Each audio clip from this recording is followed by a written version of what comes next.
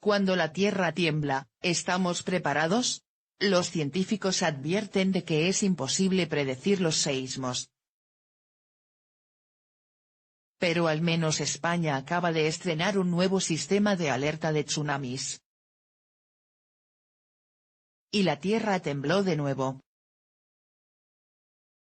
Como siempre, a los habitantes de la zona afectada les llegó de improviso. Muchos residentes de Melilla, la ciudad española más castigada por el terremoto del pasado lunes, se echaron a la calle por miedo a encontrarse bajo techo cuando llegaran las réplicas.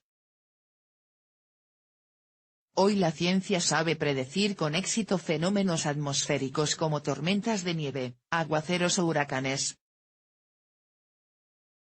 Pero tratándose de terremotos y a efectos del ciudadano de a pie, se diría que aún estamos en la Edad Media. Esperando eso que antiguamente se llamaba actos de Dios sin la menor pista sobre cuándo se hará su voluntad. ¿Es que no es posible predecir los seísmos? En una palabra, no. La palabra es de Robert Geller, sismólogo de la Universidad de Tokio, Japón. Geller era un joven licenciado cuando se desató la fiebre de los 70, no la del sábado noche, sino la que mantenía a los sismólogos enfrascados en la búsqueda de sistemas para predecir los terremotos. La teoría acabó desinflándose a finales del siglo pasado, al constatarse que las predicciones no funcionaban. Geller entró en el debate en 1991, a través de un artículo en la revista Nature en el que criticaba el programa del gobierno japonés para la predicción de los seísmos. Desde entonces ha repetido hasta la saciedad, en artículos, congresos científicos y medios públicos, que los terremotos no pueden predecirse. Son esencialmente e inherentemente impredecibles, asegura Geller a El Español. Llevamos 130 años investigando los terremotos, y hoy tanto los observatorios sismológicos como nuestra comprensión científica son mucho mayores, dice, y pese a ello, no nos hemos acercado en absoluto a la predicción. De hecho, es justo lo contrario, ahora reconocemos mucho mejor las dificultades. Sin embargo, aclara el experto, esto no implica que los temblores sean completamente aleatorios. La probabilidad de otro terremoto, incluso de uno grande, aumenta por un tiempo después del primero, cayendo gradualmente de nuevo al nivel de base. Pero aunque este patrón resulte útil para los científicos, aclara Geller, no es válido para emitir alarmas o tomar otro tipo de medidas prácticas. Pronosticar, pero no predecir. Pero si los seísmos no pueden predecirse, sí es posible pronosticarlos, matiza la sismóloga, María José Jiménez Santos, del Instituto de Geociencias, IGEO, del CSIC y la Universidad Complutense de Madrid. Y aunque para el diccionario de la RAE pronosticar es predecir algo futuro a partir de indicios, para los sismólogos ambos términos no son sinónimos. Pronosticar es dónde, cómo y qué efectos, señala Jiménez. Pero no cuándo, en qué punto exacto y con qué magnitud precisa. La científica lo equipara a los accidentes de tráfico, podemos estimar su evolución futura y conocemos los puntos negros de la red, pero es imposible predecir que mañana habrá una colisión en el kilómetro 9 de la Nacional 635. En la pronosticación se están avanzando pasos importantes, el último de ellos se publica esta semana en Science, y procede precisamente del país que más esfuerzo ha invertido en anticipar la ocurrencia de los movimientos sísmicos, Japón.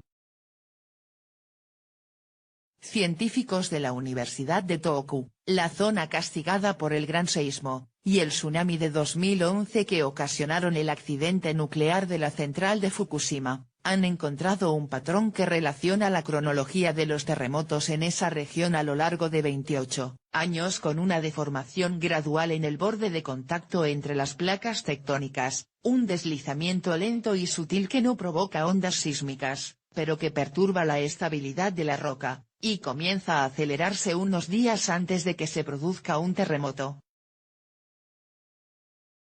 La pronosticación estadística habitual de terremotos, incluyendo la oficial en Japón, depende del intervalo medio de recurrencia, su variabilidad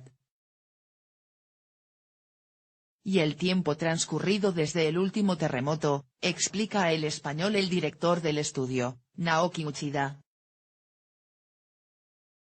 Nuestro hallazgo sugiere que, cuando se acelera el deslizamiento, hay más posibilidades de terremotos en comparación con otros periodos, agrega. Uchida confía en que la vigilancia de estos deslizamientos pueda mejorar la pronosticación, sobre todo en lo que se refiere al objetivo más deseado, el cuándo. El investigador no ve obstáculo para que este método pueda aplicarse en otras regiones del planeta, incluida España. Creo que podría hacerse, dado que primero se aplicó a la falla de San Andrés, en Estados Unidos. Solo habría que disponer de los datos. Tsunamis, la terrible propina de los seísmos. Otro caso diferente es el de un efecto secundario de los terremotos que sí puede verse venir, y que en ocasiones es aún más letal que el propio temblor. Aún tenemos reciente en la memoria el tsunami que el 26 de diciembre de 2004 repartió en torno a 250.000 de víctimas mortales por todo el litoral del Océano Índico, sobre todo en el sureste asiático. El terremoto, de una magnitud estimada de entre 9,1 y 9,3, fue el tercero mayor en toda la historia de los registros. Pero conviene recordar que en España no estamos a salvo de este riesgo, aunque sea en un grado más moderado. El presidente del Ilustre Colegio Oficial de Geólogos, ICOG, Luis Suárez, explica a El Español que el peligro podría proceder más del Atlántico que del Mediterráneo. En 1755 el terremoto de Lisboa, originado al suroeste del Cabo San Vicente y de magnitud 9, produjo un tsunami que causó 1.000 muertos en las provincias de Huelva y Cádiz. Puede volver a producirse, advierte, y la población local no lo sabe. El organismo competente es el Instituto Geográfico Nacional, IGN. El director de la Red Sísmica Nacional del IGN, Emilio Carreño, confirma a este diario que desde noviembre de 2015 está operativa la nueva red española de alerta de tsunamis, con 2 sistemas diferentes para el Atlántico y el Mediterráneo. Desde el 1 de enero hemos empezado a emitir alertas que ya no son de prueba, detalla. Con los recientes terremotos de Alucemas se han emitido los mensajes a Protección Civil según el protocolo, a los 2 minutos del seísmo. Carreño expone que el sistema atlántico se dispara con seísmos de magnitud 7,5 o 7,6, mientras que en el Mediterráneo el umbral es más bajo. Tenemos experiencia de terremotos en el norte de Argelia de magnitud de 6,5 que han provocado pequeños tsunamis. Este nuevo sistema de alerta emplea un modelo de simulación desarrollado por el Grupo de Ecuaciones Diferenciales, Análisis Numérico y Aplicaciones de la Universidad de Málaga. Los científicos han simulado tsunamis en el mar de Alborán e incluso han reconstruido el maremoto de 1755. Si se produjera hoy un gran terremoto como aquel, y el riesgo no es descartable, el impacto en Cádiz y Huelva sería muy importante, alerta a este diario Jorge Macías, investigador del grupo y coautor de los modelos.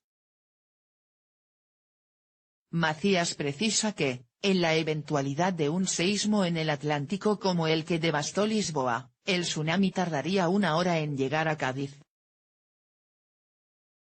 El margen de reacción sería más estrecho en el caso del Mediterráneo, Carreño dice que en un terremoto como los de Alucemas, en 15 o 20 minutos ya tendríamos la subida del mar en la costa andaluza.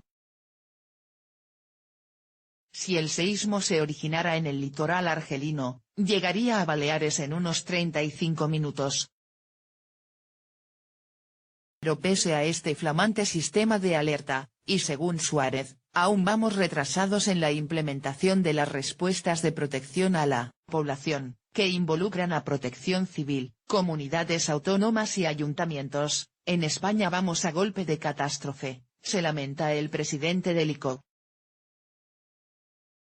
En noviembre de 2015 se aprobó la Directriz Básica de Protección Civil ante el riesgo de tsunami, y este año, debería ponerse en marcha el plan estatal que debe coordinar a las administraciones públicas y otros organismos implicados. ¿Cómo se miden los terremotos? Con frecuencia los medios informan de un terremoto de, por ejemplo, 6,3 grados en la escala de Richter, como en el caso más reciente del seísmo en el mar de Alborán. Otros hablan de la escala abierta de Richter, lo cual tal vez desconcierte a algunos. Lo cierto es que añadir la coletilla de abierta es correcto, dado que la escala de Richter lo es, no tiene un máximo. Lo que no es correcto es hablar de grados. El sistema desarrollado por Charles Richter en 1935 mide la magnitud de un seísmo a través de la onda más amplia que dibuja la pluma del sismógrafo, y a estos valores se les asigna un número por convenio. La escala es logarítmica, de modo que un seísmo de magnitud 4 es 10 veces más potente que uno de 3. Pero estos números no tienen unidades, por lo que decir grados en la escala de Richter es inapropiado. Pero además hay una objeción a la totalidad, y es que en realidad la escala de Richter, originalmente llamada de magnitud local o 1050, dejó de emplearse hace décadas. Según el Servicio Geológico de Estados Unidos, USGS, es un método anticuado que ya no se utiliza. El motivo por el que cayó en desuso es que se satura a altos valores, por lo que no mide correctamente la energía liberada por los seísmos más fuertes. Algunos científicos sitúan su límite superior de validez en 6,5, mientras que otros lo rebajan hasta 5. Para evitar este problema se desarrollaron otros sistemas de medida. En España los temblores suaves se denotan en magnitud MBLG, que también se basa en la amplitud de las ondas, mientras que los más fuertes, como el del pasado 25 de enero, se miden en magnitud de momento o MW, un cálculo derivado de parámetros físicos. Tanto en un caso como en el otro, la forma correcta de expresarlo es terremoto de magnitud X. Para los seísmos moderados este número coincide con el que se obtendría en la escala de Richter, pero los sismólogos recomiendan evitar esta nomenclatura anticuada para evitar confusión. Otro parámetro diferente es la intensidad del terremoto. Este valor corresponde a lo más intuitivo, cómo se siente el temblor y qué daños produce, por lo que su valor será distinto en cada localidad, y en este caso sí puede hablarse de grados. La tabla de intensidades, la escala macrosísmica europea, 1998, EMS 98, asciende desde el grado I, no sentido, hasta el máximo de 12, completamente devastador. En Melilla, el seísmo del 25 de enero alcanzó una intensidad máxima de grado V, fuerte,